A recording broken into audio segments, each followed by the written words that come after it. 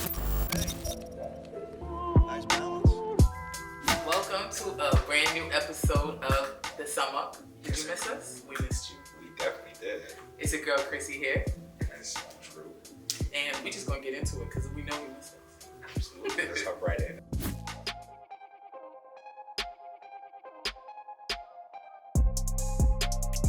And now we get into notable releases. Some releases from the past couple days or so.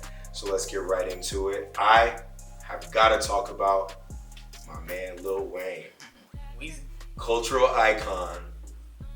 One of the greatest rappers alive. Oh, okay. That's a comment. Hey, don't. Pretty Exactly. common. I'm saying, don't act like you surprised, That's Chrissy. pretty We common. know this. I wasn't going. We know this. Funeral. Listen, I was really happy about Funeral. Okay. Just because I feel like as a Wayne fan, he's been playing with us for a little while. You know, I think Wayne knows he has nothing to prove to anyone. So naturally, he just does whatever he wants to do whenever he wants to do it when it comes to the music. He's dropped a lot of projects, you know, Sorry for the Wait 2 and all those projects that like he just kind of plays around on. Yeah. Doesn't necessarily hop on aggressively and drop the bars like we know Wayne can do. The Carter 5. Yeah. Well, Carter 5, right? But even then, Carter 5 took so long to drop, True. right? And then there's been some time between Carter 5 and this album. So, man, Wayne rapped on this album. All right. So safe to say you liked it. Absolutely. 100%. It was really long, so I'm not going to sit here and act like I like the album top to bottom 100%. But I did like the album overall, and I liked the fact that he really hopped on many of these tracks. I would say like 70 to 75% of the tracks and really rap the way that we're used to Wayne rapping. Right.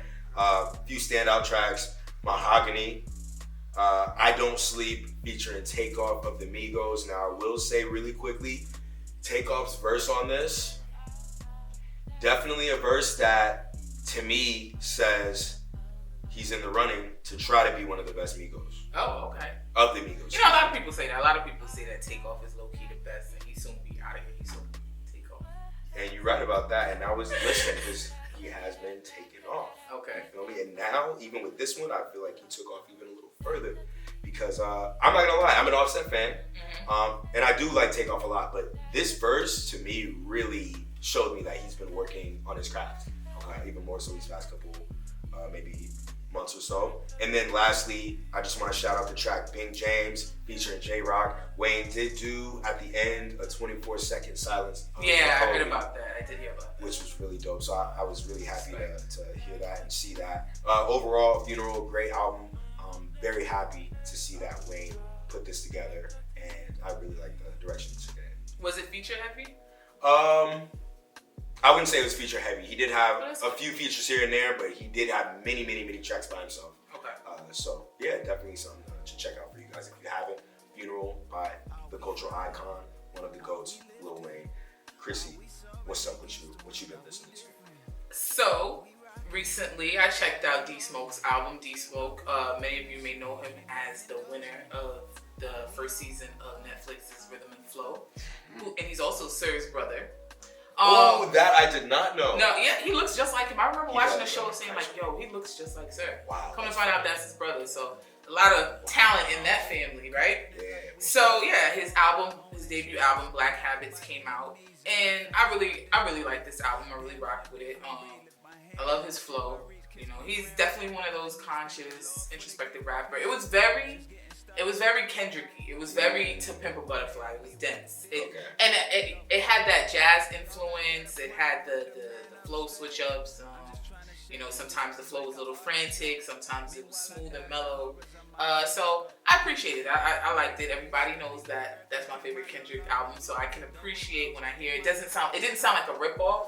It just sounded like, okay, you know, they're from kind of the same area. They probably have the same musical influences. So you can hear where the similarities are. And also, like, what I liked is, and I didn't watch the entire season of Rhythm and Flow, so I didn't know he did this, but like in some of the tracks, he'll start rapping in English and then pick it up in Spanish. And I thought that's lit. You know, I think that's really dope. Like, my mind was blown when I saw that freestyle, and I was asleep. I'm not gonna lie to you. I was asleep before I saw that freestyle. I had heard about D Smoke. Yeah. But man, when he started rapping in Spanish and flaming that thing. Yeah, definitely not missing a beat. I don't know what he was saying, but I feel like what he was saying was accurate. I feel like it was good. I haven't heard any outrage about it, so I'm sure it was good. And some standout tracks for me was Sunkissed Child. That's the one with Jill Scott. Definitely a good vibe. Jill Scott, you know, she's the queen. Jill Scott, I love you. And another one called I hope I'm pronouncing this right. Gasper Yanga. Don't know what that means. Probably should have figured that out before I got on here. But that's fine. We're going to hear from them.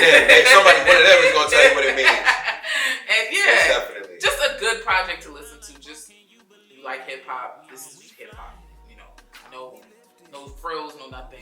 Great project, D Smoke. Unadulterated hip hop. Definitely. And that is Black Habits by D Smoke. Yes, check it out.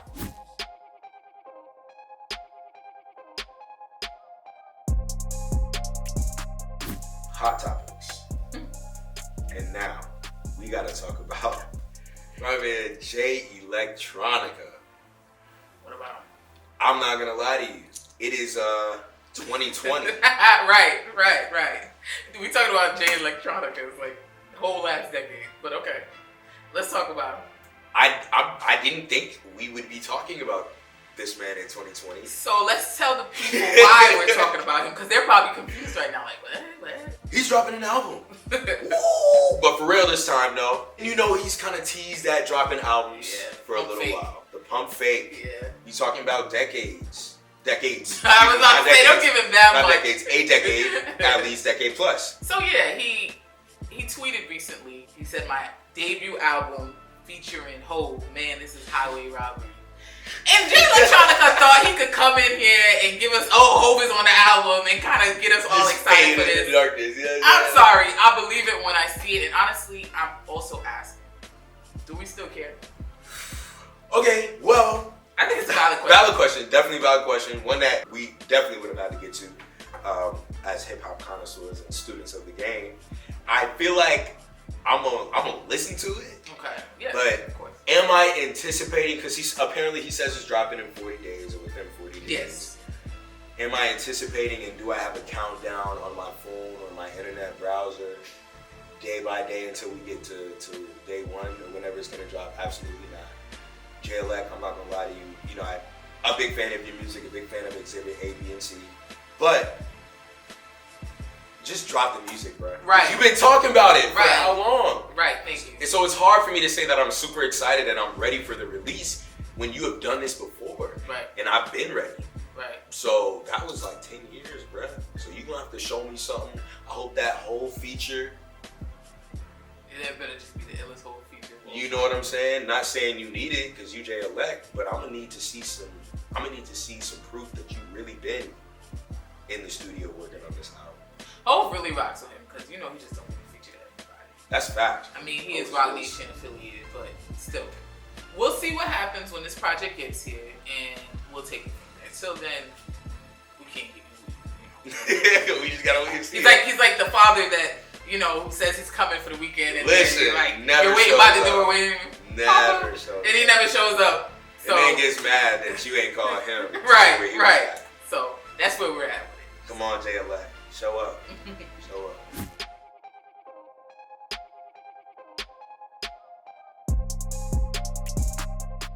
We sliding right in.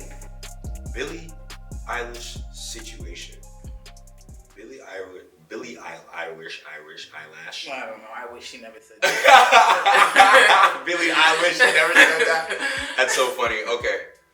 Please let us know what Billie had to say. So recently, you know, she won her Grammy, and congratulations to her. But she's in an swept. interview. She She swept, did. Many Grammys. Shout out Billie. And she had an interview, and somehow, some way, this topic was brought up. And I'm just gonna read what was said. So she said, just because the story isn't real doesn't mean it can't be important. There's a difference between lying in a song and writing a story. There are tons of songs where people are just lying. There's a lot of that in rap right now from people that I know who rap. It's like, I got my AK-47 and I'm, what? You don't have a gun? And all my B words. I'm like, which B words? That's posturing, and that's not what I'm doing. Yes. So this caused controversy, and let's see if we can play two sides of it. Why do you think that this caused such an outrage? Okay, well, I mean, the outrage definitely came from, I would say, what's on the outside, right? So, you know, we as hip-hop purists, rap purists, whatever you want to call it, people of the culture, are looking at this situation like, Billie, you a pop star that is influenced by rappers and by this genre that you are trying to criticize right now. Right.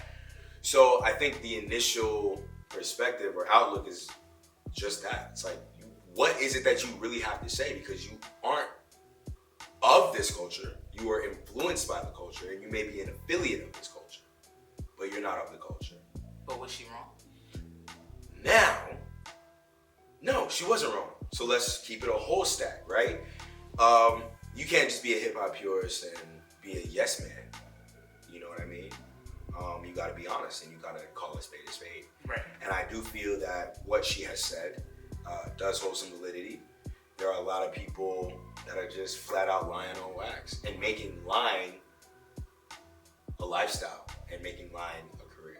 I agree with you perfectly. I don't think what she said was wrong, but we don't need to hear that from Billie Eilish. We didn't need Billie Eilish to tell us that, to know that what she's saying is right. And honestly, whatever the dominant genre is, you will always find people within it who are lying or capping because they want to tell a story that's going to help them rise to the top. It happened when rock was the dominant genre. It happened when alternative music. And so this is not something specific to hip hop. It's just that there are storylines within hip hop. Yeah, like some of this stuff doesn't add up.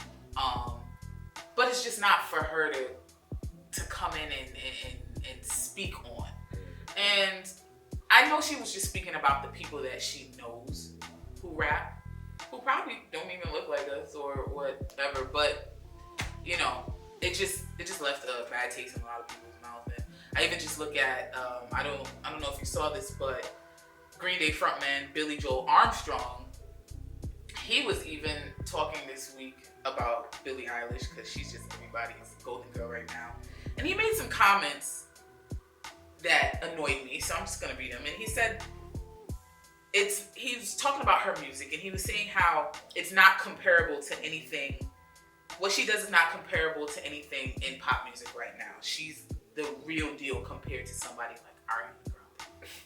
So, and it's just like, one, Ariana Grande, I can't believe he's making me defend Ariana Grande. But she just wrote like practically her last album. Her last album was literally based on things that were going on in her life. But because she looks a certain way image-wise and she's pretty and she sings beautifully, she's not the real deal. So it just comes off elitist, whether how Billie mentioned it, it just came off in a poor taste, and it came off in a poor taste from both Billies. Oh, Billie. Double Billie. Yeah. Billie. But yeah, so, I mean, there's ways to have conversations, and there's ways to say things, and they probably didn't even think it was a big deal that was going to create a big conversation, but you have to think before you say things. No, most definitely. And I feel like in the case of dude from Green Day, I mean, I don't know. I think that it was kind of like, a lot of it to me seems like bias. True. Okay? Yes. And I'm not here to say I that agree. Billie Eilish isn't a great musician, because obviously she is. But obviously so is Ariana Grande. Two things can be true. Exactly. Right? And it just seems to me like he was just that guy. You know what I'm saying? Whenever you have those music conversations, and he was like, oh, well, I know what's hot. Right, You guys clearly don't, and right. you guys are dumb. Very I know what's hot. elitist. Very elitist, exactly. Yeah. So, come on, bro. Green Day, y'all had y'all's day. Sit down, please.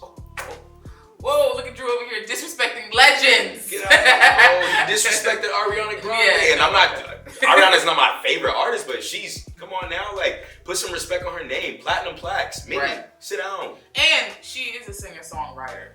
she may not look the way your your preferred singer-songwriter Exactly. look, but have some respect. Which, let's be honest, because you want to sit here and talk about no trap beats and this, that, the third on your poster, but yet the pop star that you choose is the one that's directly influenced by the art form that you don't want to have anything to do with.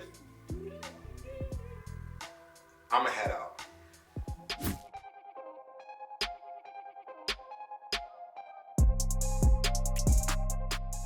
If you know, you know. So in this segment, we like to give some shine to some newer artists. Maybe you know them, maybe you don't, but we just want to plug who our favorite artists are right now. So I'm gonna kick it off with one of my favorite artists right now. And you know, if you've been following the festival scene and you know that whole circuit, then you should be familiar with who he is. His name's Toby Lou. Out of Chicago. You know, he's really everywhere, but he reps Chicago heavy. He came onto the scene like around like 2015, so I wouldn't call him new per se, but he's definitely new to a lot of people. And what I like about Toby Lou is that his style is very fun. It's very like childlike, almost has like this innocence to it, right? And I think that makes his music palatable. It makes it, you know, we're able to listen to it, we're able to relate to it. He produces a lot of his music, so sonically it's very pleasing. And I don't know, you know I got this thing with Chicago. Chicago For real, always like Chicago gives me what I know, right? You would think that's where I was from, but Chicago gives me what I need, and like as far as music and different sounding music, because I'm a traditionalist in hip hop, but you know I can appreciate when people do things differently. Now what I like about Toby is that, you know, he has the rapping, but he also does the melodic, the singing, and things like that. And his most recent single, Hot Tub Time Machine, I think, you know, that is a good serving of what his project may be. And he's just somebody you guys should check out, and I'm sure you'll be seeing him more. So, yeah. Most definitely, I would familiarize yourself with Toby Lou if you haven't yet. Like we said, 2015, so he's been on the scene for a little while, bubbling and whatnot, but somebody that you definitely don't want to miss. Music-wise, so check him out, Toby Lou. I want to spotlight my man out of Memphis. Okay. You know what I'm saying? I feel like one of the What's his name? bustling. Wait, we gonna talk a little bit about Memphis, and then we gonna circle back. One of the bustling music scenes, right? As of today, we know Atlanta's been hot. We know New York's been hot. LA's been hot. Chicago's been hot. Okay. Miami, somewhat hot. Yeah, you feel me? But that's okay, because that's what we here for. Anyway, we get in there. This man out of Memphis, Key Glock. Hey! Signed to none other than Young Dolph, Paper Route Empire. I wanted to talk about Key Glock because I feel like he is hard. Straight up. Just straight to the point, right? Right. Straight up hard. Listen, I actually heard about him from my roommate, Kai. Shout out to you, bruh, for having the tunes bumping. You know what I'm saying? Pumping. Because Key Glock's music is definitely music that you want to be able to listen to with some bass. You know what I'm saying? So this is the music you want to listen to in your car, or the music you want to listen to if you got some really nice speakers. Okay, so not AirPods. I mean, you can rock with the AirPods, but for you to really experience everything that Key Glock's music is supposed to have you experience, you gotta check that out with some bass heavy. Okay. Some bass heavy environment, some bass heavy vibes. Either way, we had a project with Young Dolph released last year called Dumb and Dumber, and has since released his own project called The Yellow Tape. Super hard, super hard project. He does a lot of work with Bandplay, which is his producer. Shout out tracks. Word on the Street, Ooh, which is gonna be like his signature sound. If you guys are familiar with Key Glock, you'll listen to Ooh and be like, all right, yeah, this is Key Glock. Look at They Face, okay?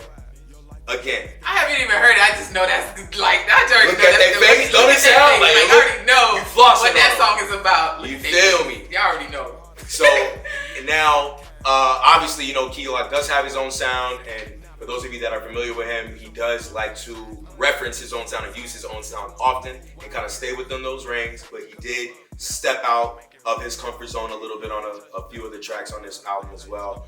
Again, Yellow Tape, go ahead and check that out. Key Glock, Paper Route Empire, shout out Young Dolph, shout out Toby.